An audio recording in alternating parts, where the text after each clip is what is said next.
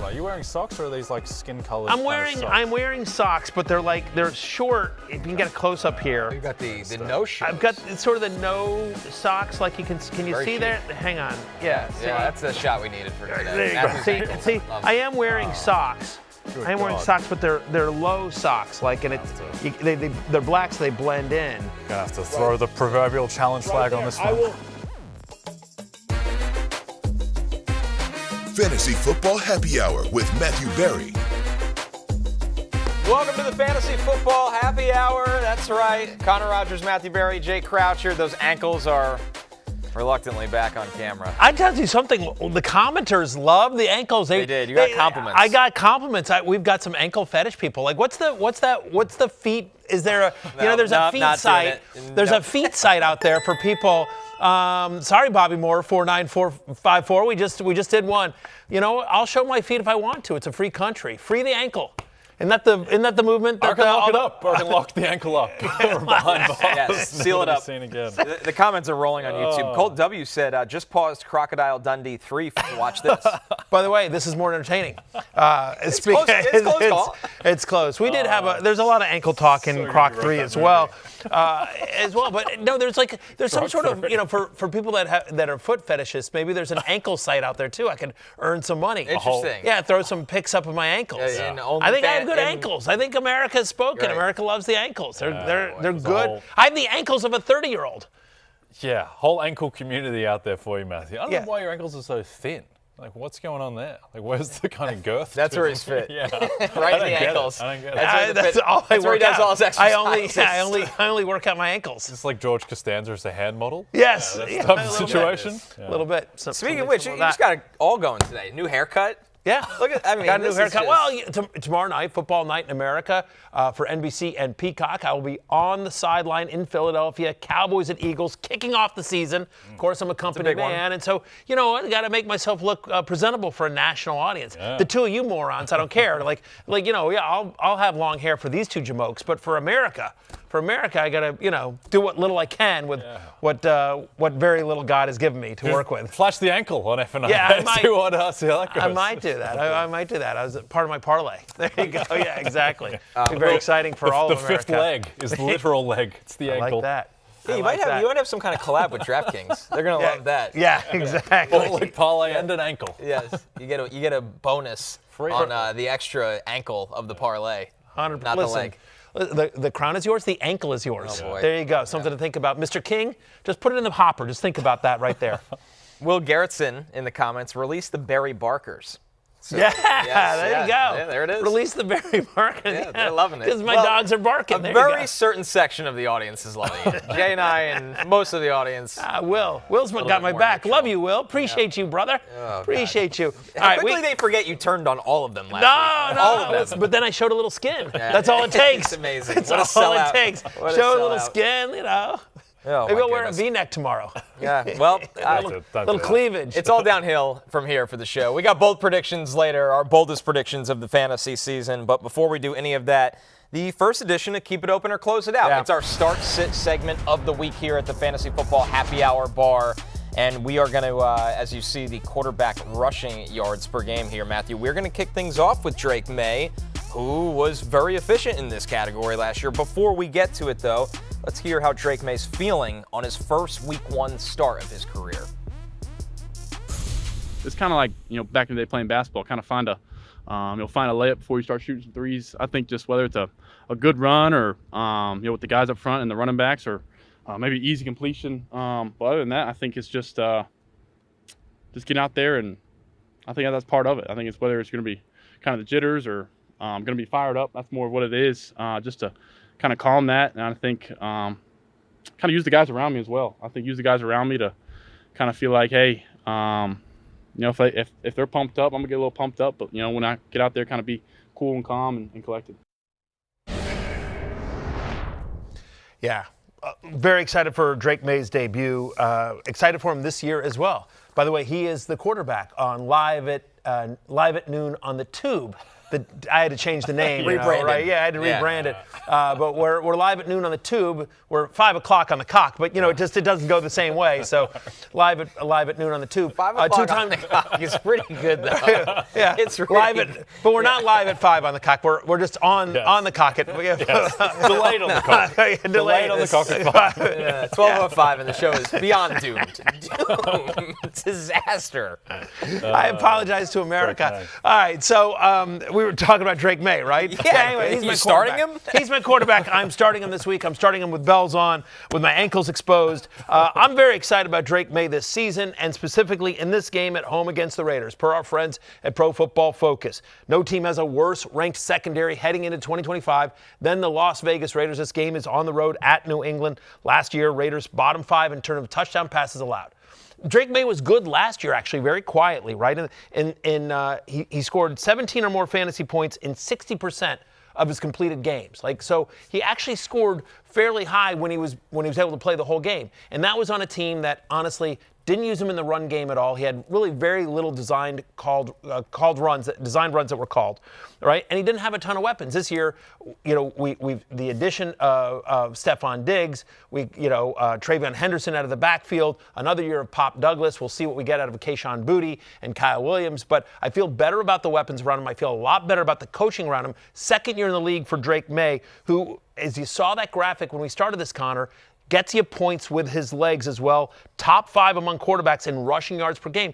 That's, again, without any designed runs, and I expect Josh McDaniels to use his legs quite a bit. And when you got to deal with Travion Henderson on the outside, that's going to open up some RPO stuff for Drake Maye.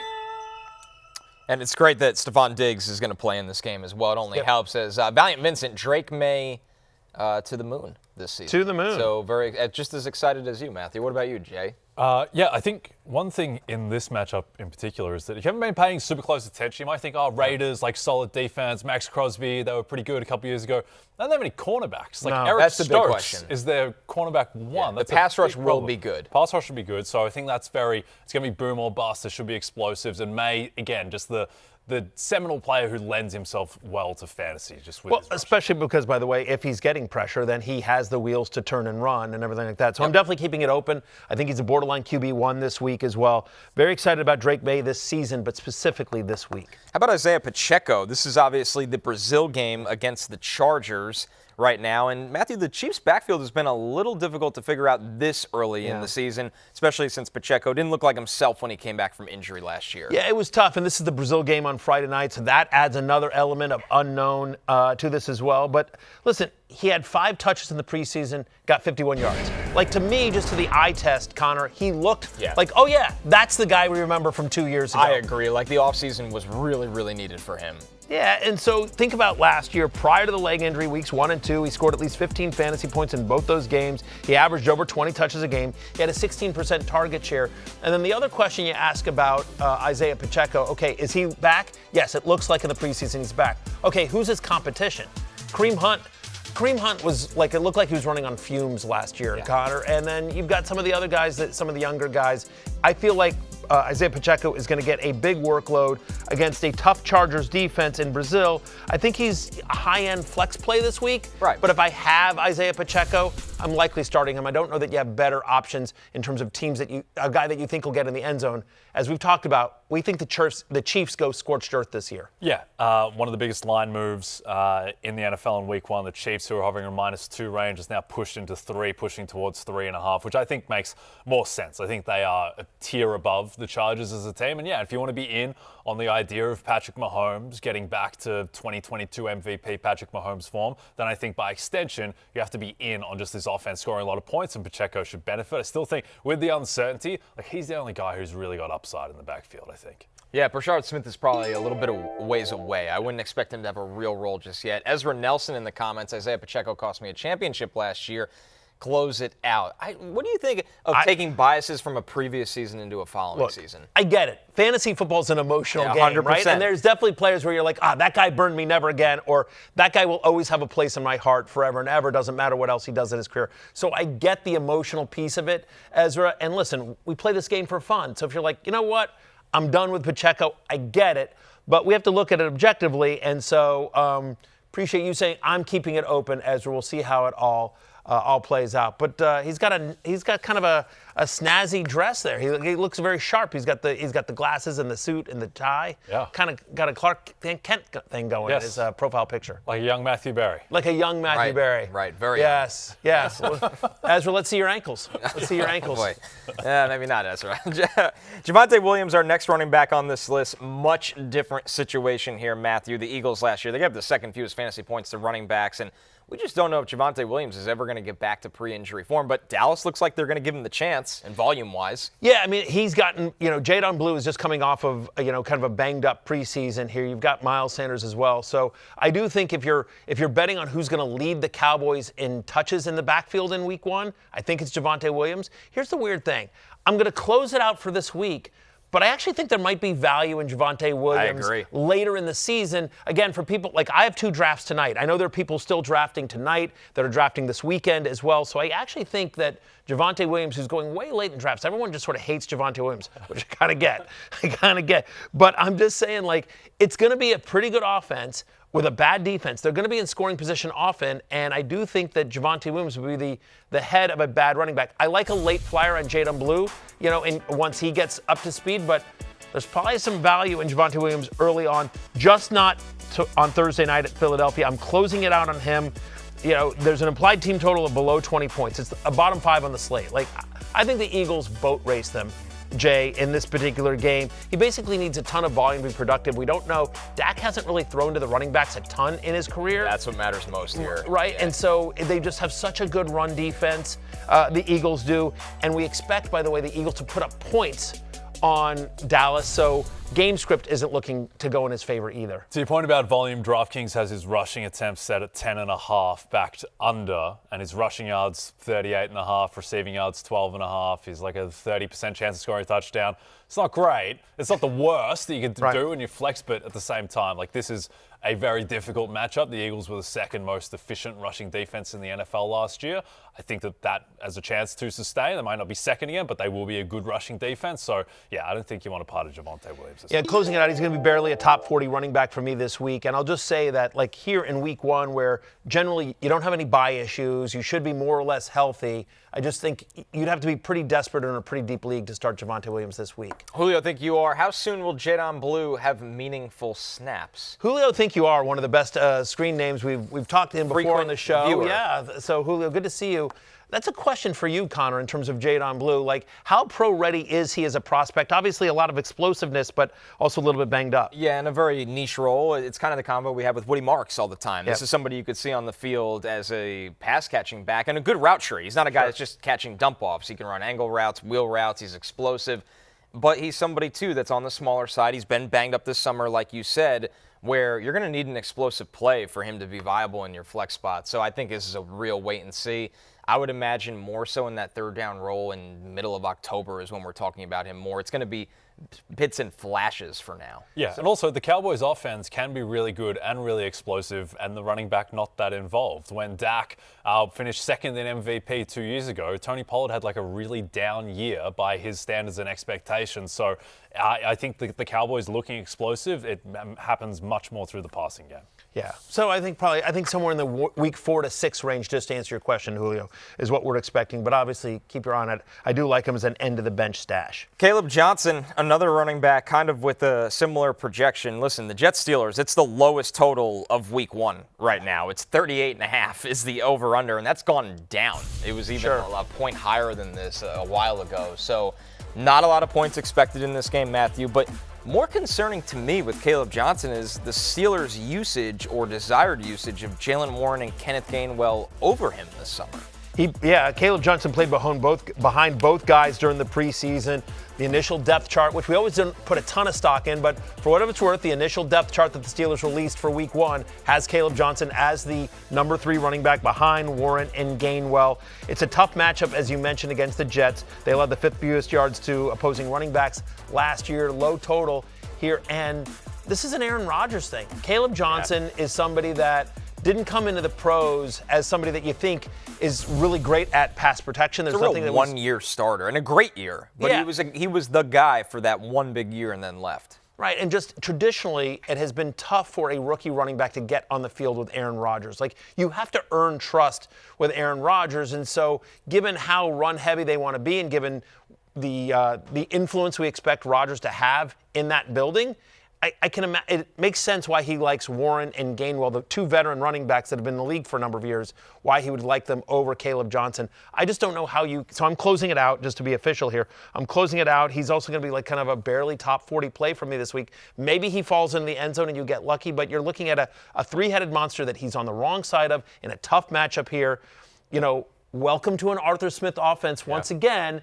I've said this all preseason. It is going to drive people crazy how much Kenneth Gainwell and Jonnu Smith plays in this Pittsburgh Steelers offense when everyone's like, where's Caleb Johnson and DK Metcalf? Yes. I'm just telling you, it's going to drive people crazy. Welcome to Arthur Smith. Yeah, I think a lot of the fantasy value around the Steelers is going to depend on, in the red zone, Aaron Rodgers last year, despite the offense not being super high octane, Aaron Rodgers threw the ball inside the 20 at the third highest rate in the league. Checked out of run plays nonstop. Only Patrick Mahomes and Joe Burrow threw the ball over expectation more than Aaron Rodgers. So what's it going to look like at the goal line? Is Caleb Johnson going to even get carries, or is Aaron Rodgers going to be checking out, which he's done his whole career? I think there's just a ton of uncertainty.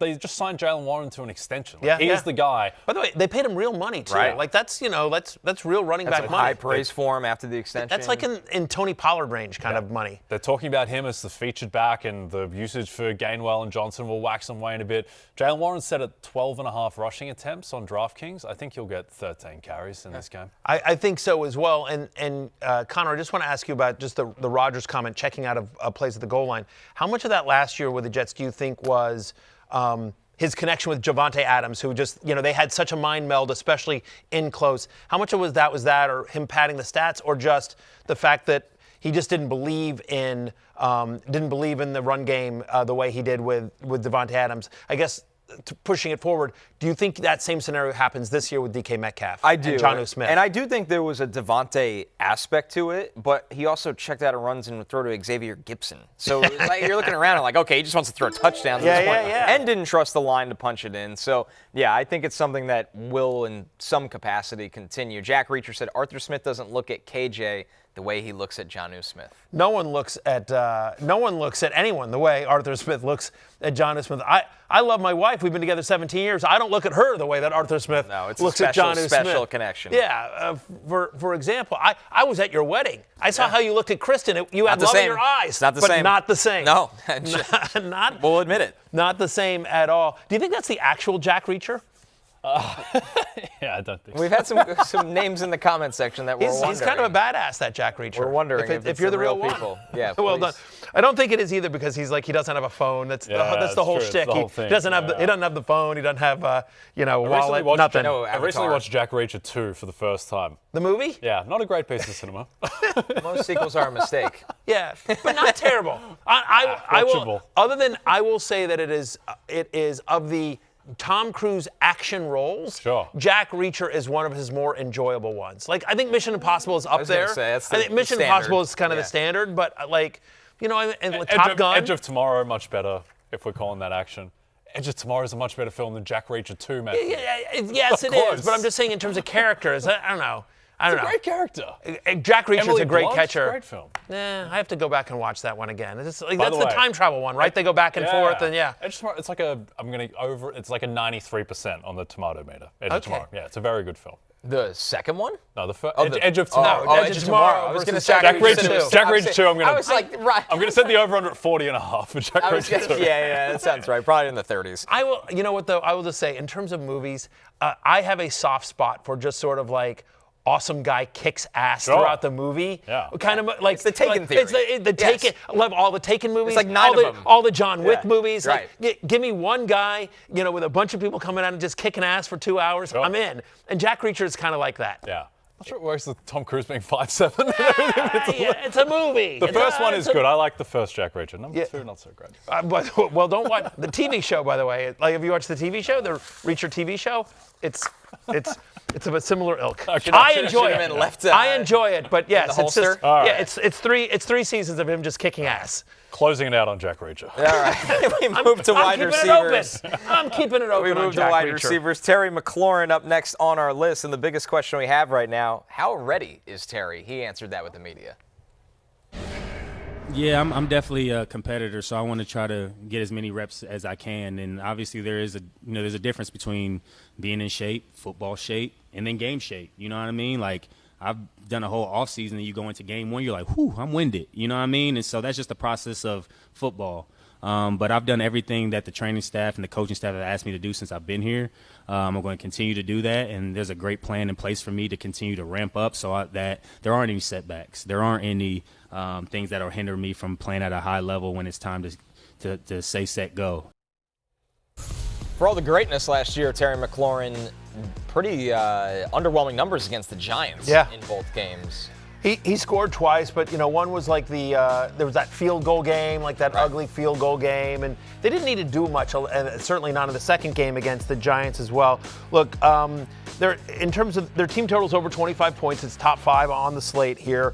They're a home favorite here as well, and no team allowed a higher completion rate on deep passes than the New York Football Giants last year as well. I expect some limited snaps. I know that he struggled a little bit last year. I know that they've got added competition in Deebo Samuel in terms of the pass catching, but I just can't imagine having Terry McLaurin on my roster with a healthy Jaden Daniels at quarterback at home against the Giants as favorites and benching him. I just can't imagine myself clicking sit. So I'm keeping it open on Terry McLaurin. I have him more as a wide receiver 3 this week than a wide receiver 2, Jay, but I do think your G-men fall to my Commanders. Although I will say this, I wouldn't be surprised if they covered. I'm nervous. I don't know if you can have a trap game in week 1, but I think this one might be because the expectations are so high and people are sort of like, waving the Giants off. It's a real defense. Yep. Okay, so firstly, not my G-man. I'm a Saints fan now. Secondly, Giants getting a lot of respect in the market. This is pushing. It was 6.5. Now it's pushing down towards 5.5. Really? Wow. A lot of respect for the Giants' defense. I think more so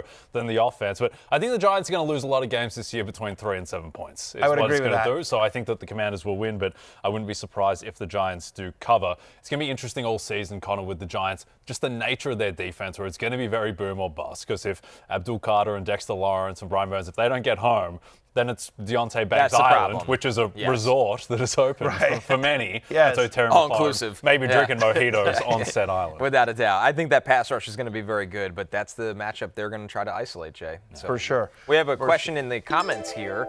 Speaking of the Commanders, Iran93, is Deebo a must-start? I don't think he's a must-start, but I'm likely starting him. Because I do think they will try to, and this is why I'm sort of in on McLaurin as well. First off, as we mentioned, I think the fact is we don't know what's going on with the run game. I'm a little nervous about Ja'Cory Krosky-Merritt, who is wearing a non-contact jersey a little bit this week. So I kind of want to see what happens with the run game with the Commanders. Chris Rodriguez buzz. C-Rod. Proud Fantasy Life investor Austin Eckler, of course, always in the mix.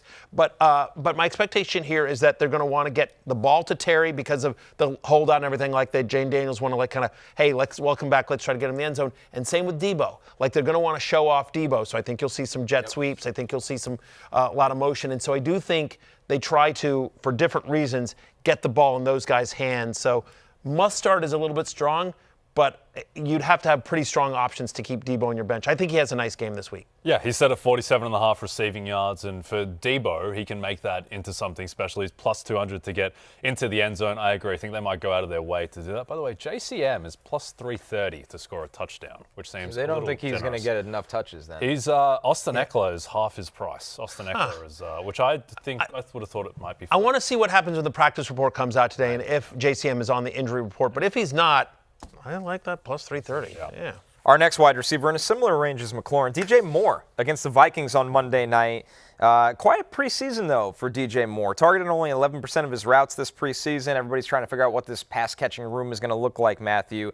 It feels like you have to play DJ Moore if you draft him. I mean, it just seems silly. Again, probably more wide receiver 3 than wide receiver 2 this week, given how good Minnesota is. But look, last year against Minnesota, and the defense, as you know, the Bears' offense was just a disaster. But he had at least 7 receptions in both matchups against the Vikings last year.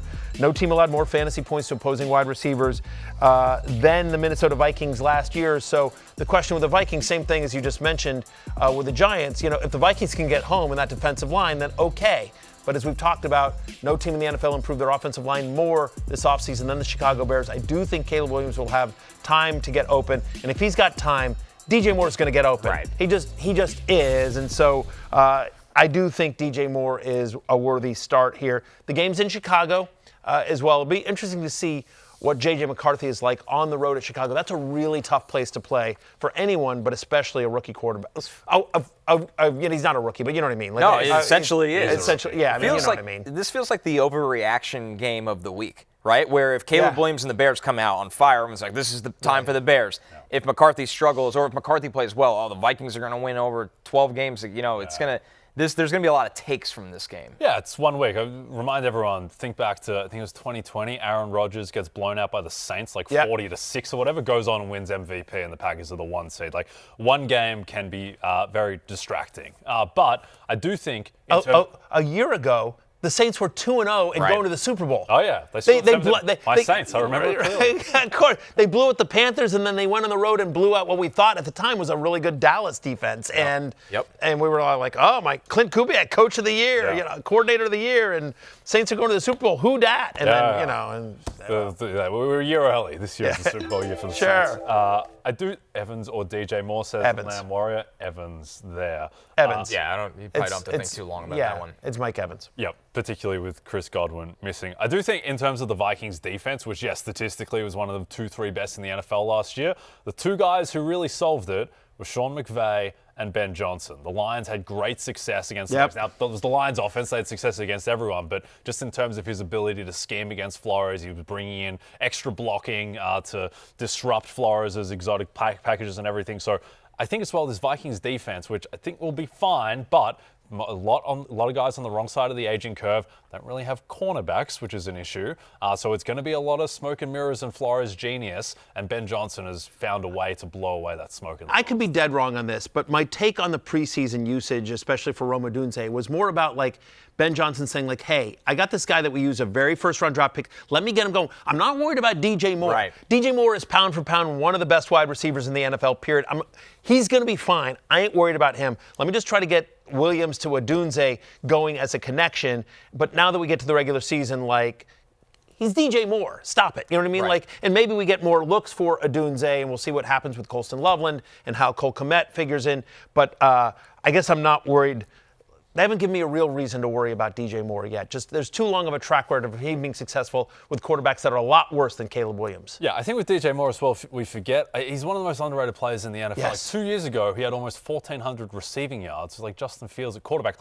I think the thing with DJ Moore is he's never played on a good team. It's not his fault. It's just the situations he's been in. This team has the chance to be the best that he's ever been on. So I think that, in a way, I think he's kind of like a lesser version of Nico Collins, where Nico Collins hasn't really broke out into the Justin Jefferson, Jamar Chase kind of range. I think DJ Moore this year may break out into the Nico Collins range and take that kind of step in perception. Our last receiver, guys, this is one of the harder ones to figure out for week one. It's Khalil Shakir against the Ravens. Forget how brutal that matchup is. The Ravens only allowed 2 touchdowns last year to slot receivers over their final 9 games. But he's going to be limited in practice today, Matthew. So he has the ankle injury from the summer. You would imagine he gives it a go to play. But can you trust Khalil Shakir in this matchup? I don't think so. It's a great matchup, right? Ravens, Bills, Sunday Night Football, right here on NBC and Peacock. I'm a company man, but just we don't have a great sense. If Khalil Shakir were fully healthy, I might be okay. Probably have to play him. Right, you have to play him. But I'm going to have, when my rankings come out tomorrow morning on NBCSports.com and Rotoworld.com, he's going to be a wide receiver 5. He's going to be probably 43rd, I think is where I initially have him based on projections. Let's see how he does in practice today and what kind of designation he has. But whether it's Keon Coleman or Josh Palmer or Dalton Kincaid, and and of course Dawson Knox is healthy. We've got the running backs there, Josh Allen. In a big game like this against Lamar Jackson, I feel like there's going to be a little bit more superhero stuff and with Josh Allen this year. And so, at least in a matchup against Lamar on prime time at home, whole thing. So just too many variables for me to want to start Shakir this week. So I'm going to close it out on him. I like him long-term this season, But I'm nervous until I see what this offense looks like this year. Yeah, I think everyone loves Khalil Shakir. He's a really good player, and he's probably been, he was the most consistent receiver in that offense last year. He also got outproduced last year in fantasy by Keenan Allen. So it's not like he set the world alight. Also, looks like with Jair Alexander around, like Marlon Humphrey's going to play more in the slot. Marlon Humphrey coming off an incredible season, was one of the best corners in the league last year, so that might be the matchup. Yeah, also like the Bills, they just don't throw the ball a ton. They're like middle of the pack in pass rate over expectation despite having Josh Allen. That's just the offense. They like to run the ball and establish the game that way. So, yeah, Khalil Shakir, not super inspired. And also, you also feel like, by the way, that, again, on the road at Buffalo, right, the game's in Buffalo, that you'd expect Baltimore to lean heavily on Derrick Henry. So, I mean, I just think overall it's a slow pace of play game because you've got two teams that are really good at running the ball, two quarterbacks that are good at moving the chains and running the ball themselves. And so just feels like there's probably not a ton of scoring opportunities there. And again, in a week in which you've got no teams on a bye, not that many injuries to deal with here, I'm closing it on Shakir until I see what this offense looks like. Clay Latham in the comments, would you start Club Said over Shakir in PPR? You know what? You're damn right I would. You're damn right I would, Clay Latham. Look, Club Said is open. It's open for business. We've talked about this. Joe Flacco with a YOLO against his Cincinnati Bengals defense is a 5.5-point dog. Yeah, give me some Club Said over Khalil Shakir. What do you think about that, Connor? You know me. You don't have to get my sign off. I'll start Club Said over Justin Jefferson. See how it goes. Clip that. All right. Let's recap, keep it open or close it out here. We started with Drake Maye at quarterback. He's an open against the Raiders in Week 1. Isiah Pacheco also an open in the Brazil game against the Chargers. Javonte Williams at tough Eagles defense is a close. Caleb Johnson against the Jets. That is the lowest point total of the week at 38.5. He's a close because we don't know what his usage is going to look like on top of it being a low-scoring game in projections. Terry McLaurin against the Giants, you got to keep it open. DJ Moore, same for him against the Vikings, keep that open. But Khalil Shakir dealing with the ankle in a tough matchup against Baltimore is a close. Still to come, bold predictions for Nico Collins, Joe Burrow, Trevor Lawrence, and many more. Plus, Matthew goes head-to-head on a Week 1 touchdown parlay with an NBA superstar. Stay tuned. Damn right.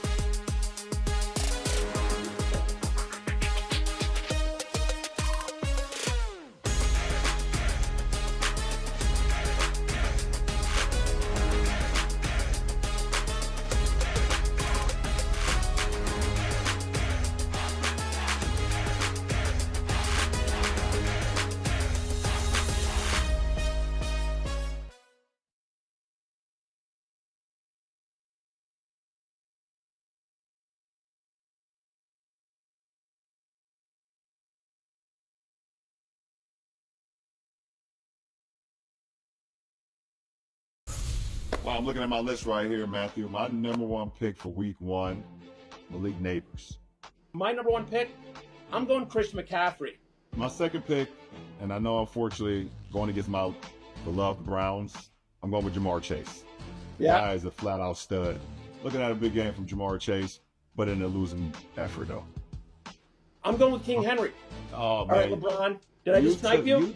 You just took my pick, Matthew. There. So I'm gonna make a slight adjustment, and I'm gonna go with a guy who I believe is gonna have a huge season, Bucky Irvin down there in Tampa. No running back last year, LeBron, had more red zone rushes per game than Jonathan Taylor of the Indianapolis Colts. So I'm going with JT. My fourth pick is Jahmyr Gibbs. He's elusive, explosive, shifty, quick, everything. He gives them everything in that backfield. You took Bucky Irving for the Buccaneers. I'm taking the running back that's facing him in that game, Bijan Robinson of the Atlanta. So there you go. That is, we're LeBron James and I, two guys that get mentioned in the same sentence all the time. DraftKings put us together to do a draft of who's going to score the most touchdowns this Sunday, week 1 of the NFL season. King James taking Malik Neighbors, Jamar Chase, Bucky Irving, Jahmyr Gibbs. I took Chris McCaffrey, King Henry, Jonathan Taylor, Bijan Robinson. I went with 4 running backs. There was no rules in terms of, juice or anything like that. You just sort of who you think gets into the end zone. So LeBron took some longer shots than I did there, but we got together, we did that. You can check out the whole thing on DraftKings, on their social media channels, on mine as well. I have to tell you, it was super cool.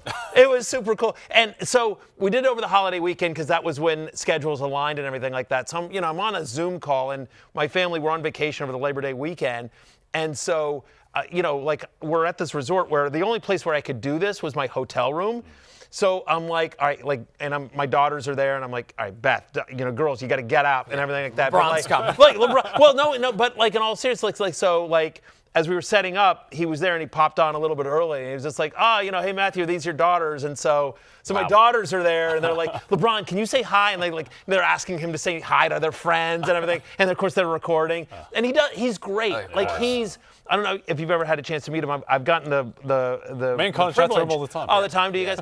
I've gotten the privilege to meet him a handful of times. He's great. Yeah. He's like what you want him to be. And he's engaging and awesome and kind and brilliant, obviously. And he's like everything you hope he would be. He's awesome. And so, yeah, I'm like, Brian, you literally just made my girl's year, everything awesome. Like that. And he's just like, yeah, let's do this. So anyway, what do you think about the picks there? Just to recap real quickly, LeBron went Malik, Chase, Bucky Irving, Jahmyr Gibbs. I went CMC, Derrick Henry, Bijan Robinson, Jonathan Taylor. Yeah, you really went out on a limb there. Yeah, I'll align with you. Plus 588, though. It's a 4-leg parlay. Any 4-leg parlay. I think Malik Neighbors may derail the king. Would be the one. He's a good chance to get into the end zone, obviously, but he's that's not as likely as Derrick Henry. The longest one, yeah. Yeah, I was surprised that he went immediately. Because his first pick, right? His first pick. I mean, he's going to get a ton of looks, sure. And they're going to be down and throwing. So, you could certainly see it. If they scheme him to get up against Marshawn Lattimore just once, it's a touchdown. That's fair. That's the matchup you want. So we'll see. Wow, how quickly you turn on Marshawn Lattimore. Marshawn Lattimore, Terry McLaurin. Yeah, who next? Jaden Daniels next. Look, I just saw him getting burned left and right in that championship game. We could have gone to the Super Bowl. He got a new hamstring. He got a new hamstring this year. I know. Could have gone to the Super Bowl. Didn't you lose 51-23? Yeah, but by the way, that game was close for a long time. If he doesn't get burned by A.J. Brown on that third down play and then have the penalty and the Marshawn Lattimore had among the worst 5 minutes I've ever seen in an NFC Championship game. Yeah. To be fair, as soon as he came to the Commanders, he just had to play like Mike Evans and A.J. Brown. His favorite matchup. So it's not great. All right, so there you go. You can pick what parlay you want. I am tailing your parlay. All right, I'll tell the king. Just to be a troll. Yeah. Fair enough. I like his parlay as well, and it's obviously higher odds. But you can go to the DraftKings Sportsbook app, and you can either bet my parlay or bet LeBron's as well, and let's see who sort of wins. And you can certainly. By the way, in the comments, do me a favor. Just tell me, do you like my parlay or do you like LeBron's? This might be the only chance I have to beat LeBron at literally anything. At literally anything. Yeah. We'll see if LeBron tails your Saints bet since you tailed his 4-leg parlay, his 4-ankle parlay. I like how LeBron completely dismissed Joe Burrow's chances of beating Joe Flacco, which I enjoy. As a Browns fan.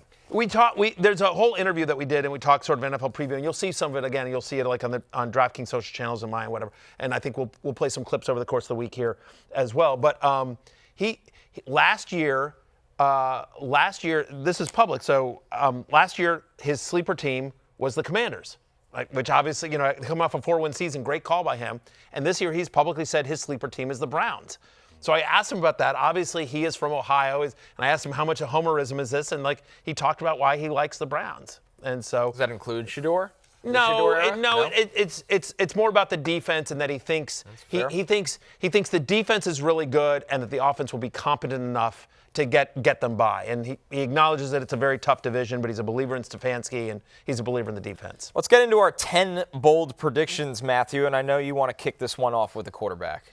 Trevor Lawrence finishes as a top 10 fantasy quarterback this year. By the way, here's why it's bold, by the way. He has never ranked higher than QB 13 in points per game, and he's only done that once, right? In 2022, he's QB 11, Not right? being drafted even close to this. He's being drafted like his QB 18 as well, but 3 straight seasons with at least 3 or more rushing touchdowns. Since 2022, he's actually top 4 in the NFL in terms of most rushing touchdowns among quarterbacks. He doesn't get thought of as a mobile quarterback, but he is. He's mobile in the way that kind of a Drake Maye is. Like, they can get you 20, 30 yards a game, I believe. And last season, under Liam Cohen, the Tampa Bay Buccaneers, top 3 in passing yards and passing touchdowns, 6th in fantasy points. Liam Cohen, of course, obviously coaching the offense now for the Jaguars. I just think they're going to throw the hell out of the ball. I think that their defense isn't going to be bad. I think when you've got Brian Thomas Jr. and Travis Hunter, we kind of like Brenton Strange. They've got nice pass-catching running backs in Etienne and Tootin out of the backfield. So I do think Trevor Lawrence, between the rushing and the throwing, it's going to be all volume, but I think he finishes as a top 10 fantasy quarterback.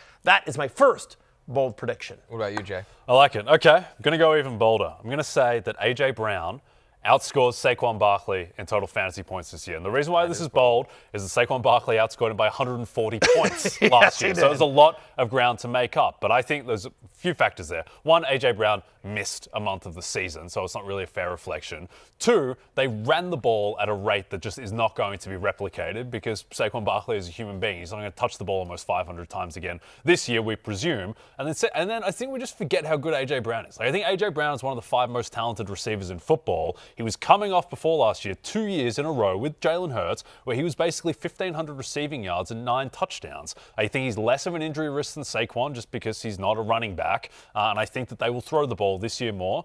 So put all that in the pot, and I think that there is a material chance that A.J. Brown outscores Saquon Barkley. Part of the point of bold predictions isn't to nail the bold prediction. It's just to say, like, hey, here's somebody that I have a strong stance on.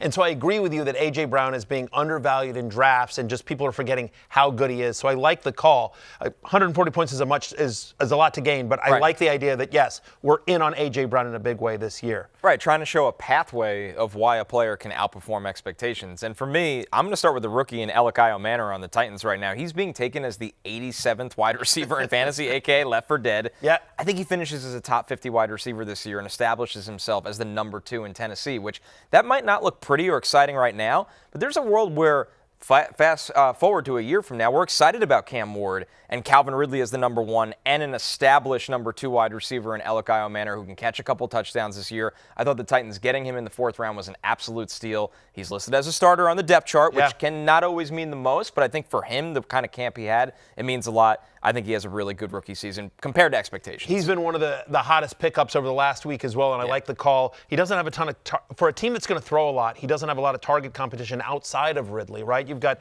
Chigakonkwo, Tyler Lockett in the slot. So I definitely like the call on Ayomanor. Is that how I say it? Yep. Ayomanor. Yeah. All right, there you go. Last names are always a challenge for me. My second bold take here, my second bold prediction. Omarion Hampton, my ride or die, leads the NFL in rushing touchdowns.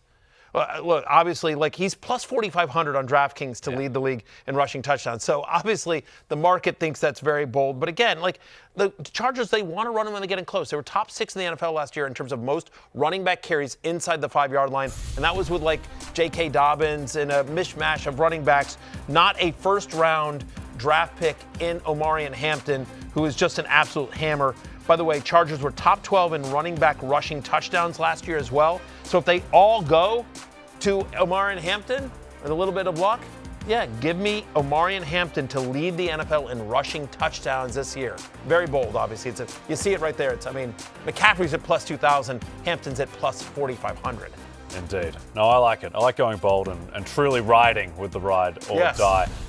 My next bold prediction, going to be another unpopular one in the same vein of Saints make the playoffs. The Indianapolis Colts will have a winning record and Josh Downs, Tyler Warren, Daniel Jones, and Jonathan Taylor all outperformed their ADP.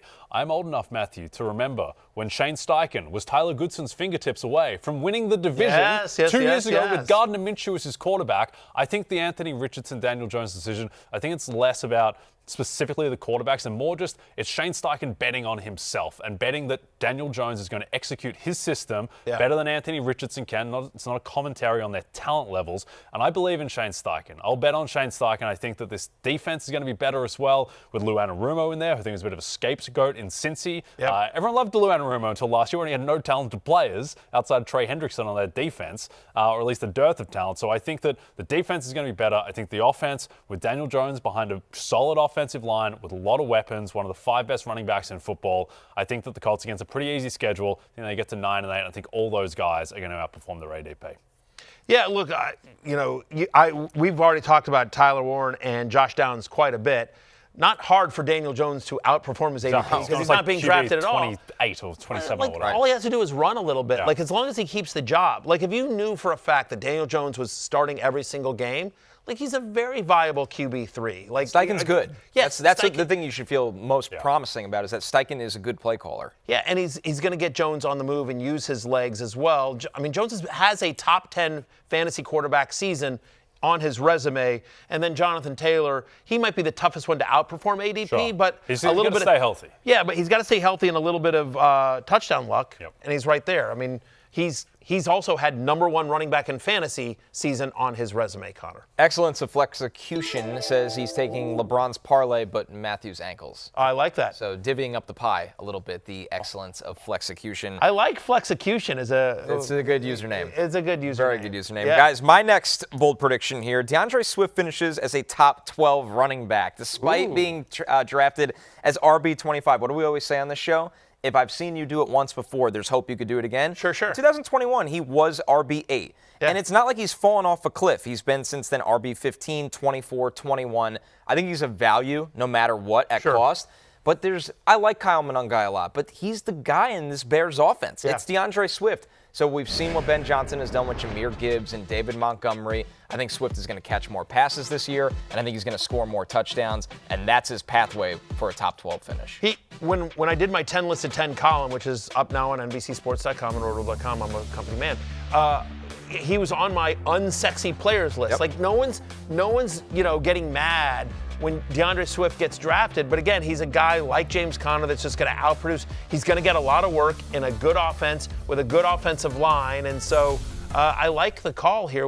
I weirdly think it's not that bold, Connor. Like, it's going to come across as bold, but it's actually not because, again, he's going to get a lot of work in a decent offense, and he's still a reasonably talented player. He should have the volume to do it, and you believe in the play caller. You just have to hope the Bears are good enough. They take the steps they're supposed to take this year that he has that opportunity from touchdown equity. What's your next one, Matthew?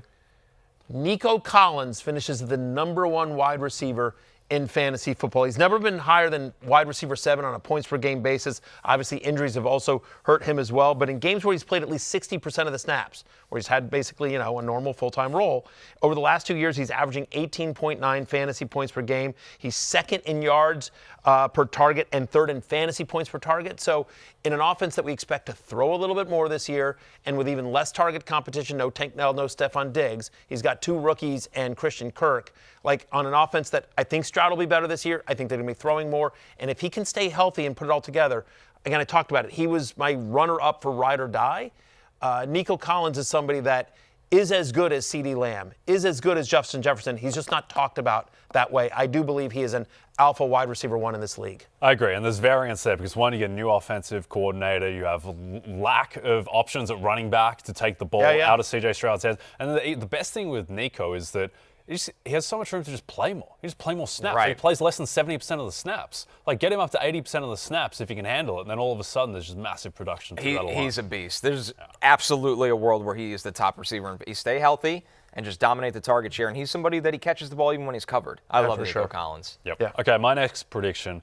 Joe Burrow becomes the first player since Patrick Mahomes in 2018 to throw for 50 passing touchdowns. Might have to. He might have to. Here's the thing. Last year, he threw for 43 passing touchdowns, and he was missing T. Higgins for a chunk of the season. And here's the other thing. In the red zone, Joe Burrow completed less than 50% of his passes. Inside the 5, it was less than 50%. He has a lot of meat on the bone in terms of just adding red zone touchdowns. As we see, most passing touchdowns in a single season. Peyton with 55 and the record in 2013. Tom Brady had the 50 in that epic 18-1 season. And then Patrick Mahomes, his first MVP year in 2018. I think Burrow can do it. I think that he's coming into the season the healthiest he's ever been. Clearly has the talent, and the main thing is just the defense is just going to be bad again. They're just going to have to throw a ton. Also, he is a player who's just been immune to weather his entire career, because I think a lot of it, like, he's not as dependent on the deep ball throwing. Like, a lot of it is lower ADOT, which is very stable year to year. So I think Joe Burrow's going to have a big season. Yeah, look, and there's something to be said for stability, right? Yeah. So same offense coordinator, same coaching, same head coach, same play caller, I should say, is the point.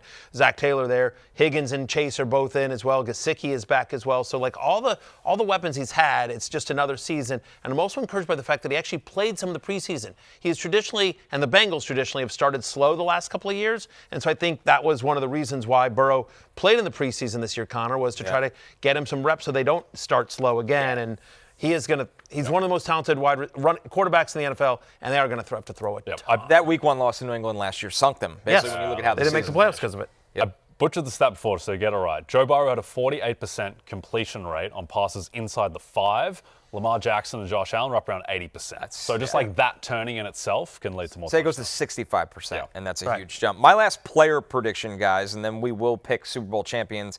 Michael Penix, right now, pocket passer Michael Penix, who throws to Drake London. His passing touchdown total for the year is set at 19.5. 19.5. I'm all over the over. Forget the over. I think he throws 25 touchdowns and can finish as a top 15 quarterback, despite not being taken as a top 20 quarterback. I like that as a ladder bet. Bet the over, then go to 25. Keep going up as well. Look, they're an offense that is going to need to throw, and to your point, like, it may not be massive volume, but he takes so many deep shots. Right. How many times have I said it? Like, you can't stop Ray McLeod. You just hope to contain him. Yeah. But no, listen, we like Drake London quite a bit. We like Drake London quite a bit. Darnell Mooney is back at practice as well. Hopefully he suits up this Sunday. We'll check that out as come along. Remember, fantasy football pregame. The debut of this season's fantasy football pregame, Sunday morning, 11 a.m. Eastern. Me, you, Lawrence Jackson, George Savarikas. We will get you set for all of the day's games right here on YouTube and Peacock, Sunday morning, 11 a.m. Eastern. So we'll see that. But I like the call of Michael Penix. That seems crazy to me that 19.5 is his over. You got to get to 20 if you're a starting quarterback in the NFL. A bet on health. Yes, that's exactly what it is. Let's close it out. Our 10th bold prediction, guys. We'll go around the horn. Super Bowl champion. I took the Ravens. Jay, what do you like? Green Bay Packers, Micah Parsons is the most impactful non-quarterback in football. Hail the Commanders. Hail the shocker. What do you know? Of course, why not? All right, we're taking our last break. When we're back, we got Offensive Rookie of the Year coming your way right after this. But, of course, Thursday night, the NFL season kicks off with the historic rivalry as the Eagles host the Cowboys. NFL Kickoff presented by YouTube TV Thursday. That is 7 Eastern Time on NBC and Peacock.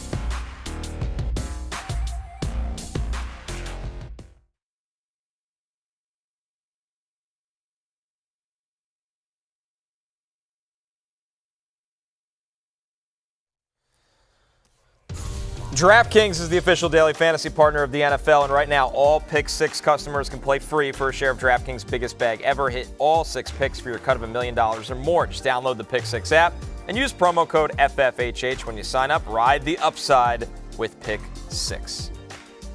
It's time for last call. Let's take a look at Offensive Rookie of the Year odds, courtesy of our friends at DraftKings. Jay, I've heard you've cooked up something truly wild with this one. Not even in sight on this board, or if we made 5 more boards like this. Yes. All right. Everyone settle down. Settle down. Get Jay on camera because he has to explain his pick here. Yeah, well, there we go. It's Josh Simmons. Josh Simmons. Yes, the offensive tackle. Josh Simmons is 120 to 1 to an Offensive Rookie of the Year. Now, no tackle has ever won this award or really come close to winning it, but no tackle has ever been seen as responsible for fixing the greatest quarterback of all time. If Mahomes gets back to MVP level, I think Josh Simmons could be viewed as the most impactful rookie in the NFL this year. He's 120 to 1. Yeah, exactly. And just, again, weak class as he's well. He's going to be tweeting a lot of Josh Simmons this season. I like Travis Hunter 10 to 1. I think he's going to go for over 1,000 yards. Don't worry about him playing some defense. Travis Hunter is going to win Offensive Rookie of the Year. I agree with you, actually. That's my bet, but because you took it, I'll just go another one. Omarion Hampton, right? Your guy. It's my ride or die, obviously. By the way, if he does lead the NFL in rushing touchdowns, then he will win this award. He will win the award as well. So, anyway, Josh Simmons, that's an unbelievable bet. Everyone thinks the Saints winning the division or making the playoffs bet is terrible. This one's even crazier. All right, it's closing time. You don't have to go home, but you can't stay here. I'm in Philadelphia tomorrow. These guys are here, but Fantasy Football Happy Hour back tomorrow at noon. For Jay and Connor, I'm Matthew. We'll see you tomorrow. Peace out.